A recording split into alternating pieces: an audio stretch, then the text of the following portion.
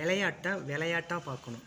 விளையாட்டுக்குள்ளே கொண்டு போய் சாதி, மதம், வெறி, வக்ரம், கோபம், வெறி இதெல்லாம் தீக்கணும்னு நினச்சா அதை விளையாட்டாக நம்ம பார்க்க முடியாது.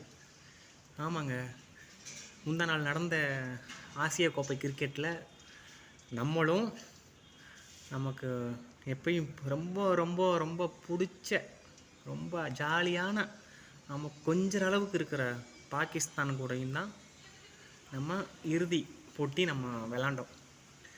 ஏற்கனவே பல சர்ச்சைகள், 3 போட்டி விளாண்டுருக்கோம். 3 போட்டியிலும் கை குலுக்கலை, டாஸ் போட்டுட்டு கை குலுக்காமல் போனது, நிறைய சர்ச்சைகள் இருக்குது. இருந்தாலும் அதெல்லாம் எடுத்து வெளியில் வச்சுட்டு விளையாட்டை நம்ம இந்தியா விளையாட்டாக பார்த்து விளையாட்டை ஆரம்பித்து விளையாடினாங்க. விளையாடுறப்போ நம்ம முதல் பேட்டிங்லேயப்போ பவுலிங் அவங்க எப்படி போடுவாங்கன்னு தெரியும். பவுலிங் ஒரு விக்கெட் ஆகிடுச்சு, என்னமோ ஒரு விக்கெட்டு போனாலுமே இந்தியா அப்படியே சரிஞ்சு கீழே விழுந்துற மாதிரியும், அப்படியே இவங்க அப்படியே எல்லா மேட்ச் விளையாண்டு கிழிச்சு தள்ளிட்ட மாதிரியும். இப்பயும் சொல்கிறேன், பாகிஸ்தானால் இறுதி போட்டியில் இந்தியாவை வெல்ல வாய்ப்பு கிடையாது. இனிமேல் நடக்கவும் நடக்காது. ஏன் சொல்லவா, இங்கே நல்லா இருந்தால் மட்டும்தான் விளையாட்டுலேயும் சக்ஸஸ் கிடைக்கும், வெற்றி கிடைக்கும். அதை இதை மூளையெல்லாம் கலட்டி வெடியை வச்சுட்டு, ஹார்ட்டை கலட்டி வெடியை வச்சுட்டு விளாண்டோன்னா அம்மஞ்சல்லி பிரயோஜனம் இல்லை. நீங்கள் இன்னமும் தரவரிசையில் 6வது இடத்துல இருக்கீங்க, இன்னும் கீழே தான் போவீங்க. 2 நாட்டுக்கும் இடையில் சண்டை போய்கிட்டே இருக்குது. அந்த சண்டையை நம்ம தான் விளையாட்டு மூலியமாக அன்பை காட்டி, நம்ம விளையாட்டு மூலியமாக நம்ம பாசத்தை காட்டி இணைக்கணுமே தவிர, எப்படின்றீங்களா, நம்ம இங்கே விளையாட்டில் ஒற்றுமையாக ஜாலியாக ஒரு விளையாட்டாக பார்த்து சந்தோஷமாக நட்பு ரீதியாக விளாண்டாதான் மற்றவங்க இவங்களே சந்தோஷமாக இருக்காங்க, ஜாலியாக இருக்காங்க. நம்ம ஏன் அதை ஒரு நாட்டு பிரச்சனையாக திணிக்கணும்னு சொல்லி வருவாங்க. அங்கே நடக்கக்குள்ளே இங்கே விளையாட்டு போட்டியில் நீங்கள் இப்படி வக்கிற வன்மமாக இருந்தால் எப்படி? அதே தாங்க, நம்ம ஜெயிச்சிட்டோம், நம்ம வெற்றி அடைஞ்சிட்டோம். பரிசு அறிவிக்க போகிறாங்க.